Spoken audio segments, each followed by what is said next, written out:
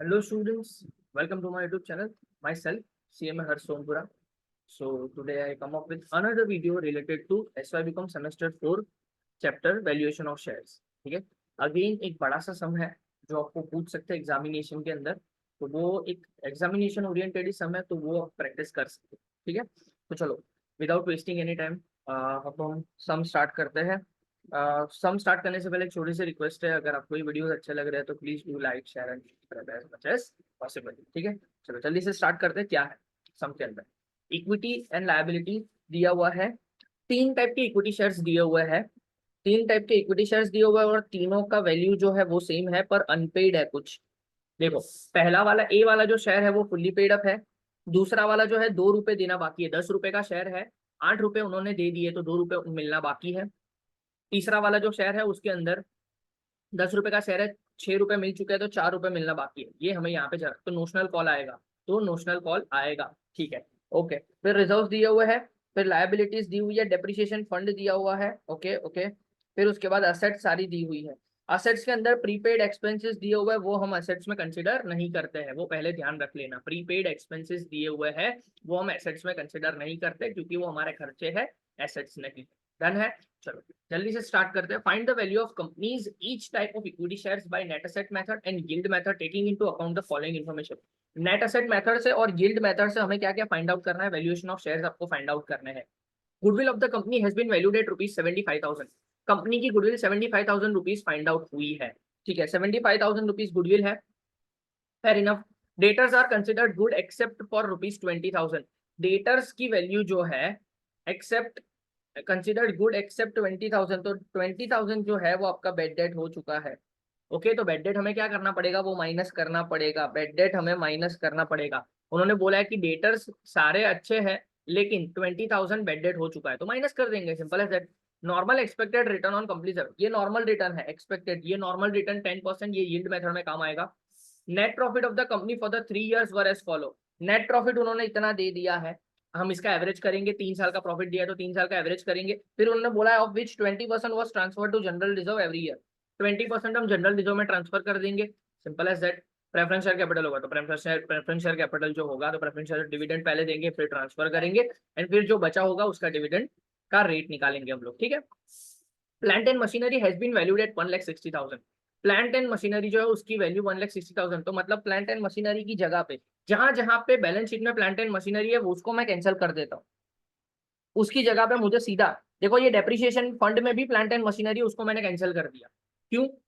क्योंकि plant and machinery की अगर नई वैल्यू दी है तो पुरानी वाली वैल्यू को कैंसिल कर दो, कुछ देखना ही नहीं है उसका, सिंपल एज दैट। वो नई वैल्यू लिख देंगे सीधा नेट असेट्स में। Okay okay. फिर उसके बाद market value of investment 55,000। Market value investment का मार्केट वैल्यू कितना है? 55,000। तो इन्वेस्टमेंट की पुरानी वैल्यू को कैंसिल कर दो। सर ये इन्वेस्टमेंट की पुरानी वैल्यू को मैं कैंसिल कर देता हूँ, simple as that. Okay, done. तो इतनी चीजें हमें दी हुई है। तो चलो net asset method. Net asset method में पहले क्या होता है? नेट एसेट पहले फाइंड आउट करना होता है, उसके अंदर एसेट्स माइनस लायबिलिटी करनी होती है। सबसे पहले स्टार्ट करते हैं। सबसे पहले गुडविल लिख देते हैं। 75,000 का गुडविल उन्होंने दिया हुआ है तो गुडविल लिख देते हैं। जो एडजस्टमेंट में एसेट्स दी हुई है पहले वो कंसिडर करो, तो गुडविल 75,000 मैंने लिख दिया। फिर अब देखो डेटर्स कितना है? डेटर्स सर है 1,80,000, उसमें से मैंने 20,000 माइनस कर दिया। कोई बेडेड रिजर्व तो नहीं है ना? बेडेड रिजर्व होता तो बेडेड रिजर्व भी हम माइनस करते, 20,000 तो माइनस करते ही करते, फिर बेडेड रिजर्व भी माइनस करते, पर वो नहीं दिया हुआ तो माइनस नहीं किया। सिंपल सिंपल 1,80,000 में से 20,000 का जो बेडेड है वो मैंने माइनस कर दिया और यहाँ पे 1,60,000 लिख दिया। फिर प्लांट एंड मशीनरी में 1,60,000 लिख दिया, ये रहा एडजस्टमेंट में 1 लाख। फिर इन्वेस्टमेंट 55,000 उन्होंने दिया हुआ है, ये रहा इन्वेस्टमेंट 55। एडजस्टमेंट में जितनी एसेट्स दी थी वो मैंने लिख दी। अब बची हुई एसेट्स जो भी बुक में वैल्यू दी है वो हम लिख देंगे, सिंपल एज दैट। बची हुई एसेट्स में जो भी बुक वैल्यू दी है वही लिख देंगे। चलो स्टार्ट करते हैं। सबसे पहले लैंड एंड बिल्डिंग 2,05,000। पर लैंड एंड बिल्डिंग में कुछ ना कुछ तो डेप्रिसिएशन फंड दिया है, तो मैंने बताया था डेप्रिसिएशन फंड दिया तो वो माइनस करके लिखना होता है। 2,05,000 में से 15,000 का डेप्रिसिएशन फंड आपको माइनस करके लिखना है लैंड एंड बिल्डिंग में। ये रहा डेप्रिसिएशन फंड, मैंने यहाँ पे 15,000 लिख दिया है। अगर आप चाहो तो यहाँ पे 2,05,000 माइनस 15,000 करके भी लिख सकते हो, दोनों का माइनस करके भी लिख सकते हो, it is up to you. ठीक है, पर माइनस करके लिखना जरूरी है। या तो नीचे लिखो लायबिलिटी में लिखो या तो यहाँ पे माइनस करो। ठीक है। प्लांट एंड मशीनरी में मैंने उनका उसका भी डेप्रिसिएशन फंड दिया था पर उसकी नई वैल्यू दी थी, इसी वजह से पुरानी वाली सारी वैल्यू को मैंने कैंसिल कर दी, नई वैल्यू को ही कंसिडर किया। ठीक है। फिर उसके बाद उन्होंने दिया हुआ है गुडविल। गुडविल तो हम यहाँ की कंसिडर ही नहीं करते। फिर उसके बाद उन्होंने अंडर राइटिंग कमीशन दिया है 10,000 रुपए। अंडर राइटिंग कमीशन जो है वो हमारी इनकम है, that can not be considered as your asset. ठीक है, that can not be considered as your asset, अभी भी बोल रहा हूँ। ओके, अंडर राइटिंग कमीशन जो है वो आपकी एसेट नहीं है। Other non current asset, under writing commission would be your expenditure, would be your expenditure. इसी वजह से इसको मैं कंसिडर नहीं करूंगा। ये जो बोल रहा हूँ वो ध्यान से सुन लेना, वरना आप कंसिडर करके आ जाओगे। अंडर राइटिंग कमीशन कंसिडर नहीं करना है। फिर उसके बाद देखो, उसके बाद उन्होंने स्टॉक दिया हुआ है, स्टॉक 2,40,000, डेटर्स ऑलरेडी हमने कंसिडर कर लिए, और बैंक 10,000 रुपए। तो स्टॉक देखो, stock 2,40,000, bank 10,000, prepaid expenditure, sorry ये प्रीपेड एक्सपेंडिचर है, प्रिलिमिनरी एक्सपेंडिचर नहीं है। जो मैं बताना चाहता हूँ थोड़ा ध्यान से देख लेना, ये प्रीपेड एक्सपेंडिचर है। Prepaid expenditure can be considered as your asset, पर अगर प्रिलिमिनरी एक्सपेंडिचर होगा just like this, other non current assets में अंडर राइटिंग कमीशन जो है ये आपका एक्सपेंडिचर है, इसी वजह से मैंने कंसिडर नहीं किया। यहाँ पे ही अगर प्रिलिमिनरी एक्सपेंडिचर होता तो भी मैं कंसिडर नहीं करता। ये प्रीपेड एक्सपेंडिचर है, मतलब पहले से आपने किसी को एक्सपेंडिचर दे दिया तो वो तो आपकी एसेट है ना, इसी वजह से वो एसेट आपको कंसिडर करनी होती है। मुझे प्रिलिमिनरी एक्सपेंडिचर लगा था, इसी वजह से मैंने वो कैंसिल करवाया था, पर ये प्रीपेड एक्सपेंडिचर है।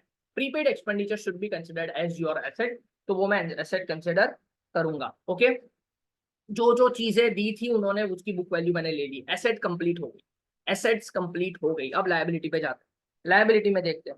लायबिलिटी देखो, डेप्रिसिएशन फंड मैंने कंसिडर कर लिया है। लायबिलिटी में creditors, bills payable and outstanding expenditure, ये तीन चीज तो आएगी ही आएगी। Creditors, bills payable and outstanding expenditure, ये तीन चीज देख लो, लिख दिया उन्होंने। डेप्रिसिएशन फंड तो ऑलरेडी मैंने बता दिया, सेट ऑफ करके भी लिख सकते हो या यहाँ पे भी लिख सकते हो। ठीक है, ये आपका नेट एसेट आया, पर आपको नोशनल कॉल भी आपको ऐड करने पड़ेंगे। नोशनल कॉल मैंने बताया था ऐड करने हैं। नोशनल कॉल कैसे ऐड करना है, ये बी वाले शेयर है उसमें 2 रुपए मिलना बाकी है, उसमें 2 रुपए मिलना बाकी है, 15,000 शेयर है और 2 रुपए मिलना बाकी, तो 15,000 इंटू 2, एंड सी वाले शेयर में 15,000 इंटू 4 रुपए लिखने हैं, सिंपल एज दैट। तो 15,000 इंटू 2 एंड 15,000 इंटू 4, ये दोनों चीज मैंने लिख दी, तो मतलब 9 लाख रुपए आ गए मेरे net asset. Valuation of shares कैसे करते हैं, 9 लाख डिवाइडेड बाय जितने नंबर ऑफ शेयर्स है टोटल करते हैं। टोटल कितने करेंगे, 30,000 प्लस 15,000 प्लस 15,000, मतलब टोटल 60,000 शेयर है हमारे पास। टोटल 60,000 शेयर है, तो डिवाइड बाय 60,000 मैंने किया, तो 15 रुपए का एक शेयर आया। फुल्ली पेड अप जो होंगे, फुल्ली पेड अप जो होंगे उसका 15 रुपए का शेयर। फिर बी का 2 रुपए मिलना बाकी है, तो 15 माइनस 2 कर दिया तो 13 रुपीज। एंड सी का 4 रुपए मिलना बाकी है, जितने रुपए मिलना बाकी है उसको माइनस कर दो, तो वो आपकी वैल्यूएशन ऑफ शेयर आ जाए। बी में नोशनल कॉल में 2 रुपए मिलना बाकी था, तो 2 रुपए माइनस कर दिए तो 13 रुपीज। यहाँ पे 4 रुपए माइनस कर दिए तो 11 रुपए। दैट्स इट, हो गया काम, डन है। चलो अब हम करते हैं यील्ड मेथड। यील्ड मेथड से क्या करेंगे, सबसे पहले मैंने बताया यील्ड मेथड में सबसे पहले एवरेज करना होता है, तो एवरेज कर देते हैं। ये तीनों का एवरेज कर देते हैं, ये तीनों का एवरेज करते हैं, ये तीनों का एवरेज, 3 साल का प्रॉफिट है तो तीनों का एवरेज कर दिया, तो 95,625 पर थोड़ा ध्यान से, ये यहाँ पे एक चीज आपको कंसिडर करनी है कि ये 20,000 का जो बेड डेट था, ये 20,000 का जो बेड डेट था करंट ईयर में था। करंट ईयर का जो भी है, हमारा करंट ईयर कौन सा है, 18-19, ठीक है। तो 18-19 का करंट ईयर का जो प्रॉफिट है ना, करंट ईयर का जो प्रॉफिट है उसमें से ये 20,000 का बेड डेट में माइनस करूंगा, क्योंकि करंट ईयर का प्रॉफिट उससे कम हो जाएगा। करंट ईयर का प्रॉफिट उससे क्या हो जाएगा, कम हो जाएगा। अगर करंट ईयर के प्रॉफिट पे कुछ इंपैक्ट आ रहा है, ऐसा कोई एडजस्टमेंट है, तो वो करंट ईयर का प्रॉफिट आपको एडजस्ट करना पड़ेगा और करना ही पड़ेगा। तो करंट ईयर का प्रॉफिट कितना है सर, 1,15,625 है।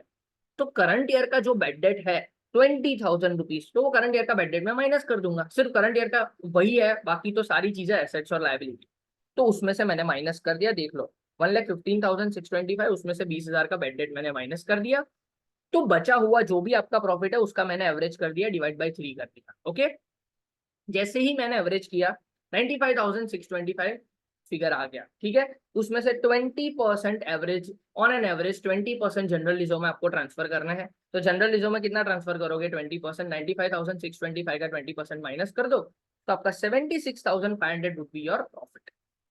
अब क्या करते हैं रेट ऑफ डिविडेंड के लिए, रेट ऑफ डिविडेंड के लिए मैंने बताया था कि प्रॉफिट जो भी आए आपका divide by paid up value. Paid up value कितनी है, पेड अप वैल्यू मतलब ये तीनों का टोटल, पेड अप वैल्यू मतलब ये तीनों का टोटल, 3,00,000, 1,20,000 और 90,000, तो 5,10,000 रुपए का टोटल है पेड अप वैल्यू।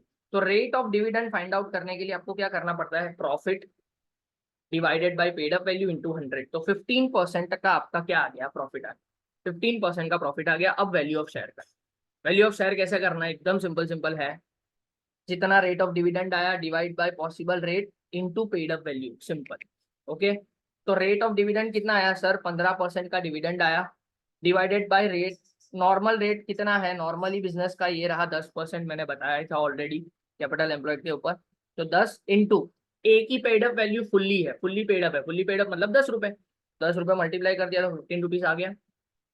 फिर B 15 divide by 10 into 8 that is 12, 15 divide by 10 into 6 that is 9।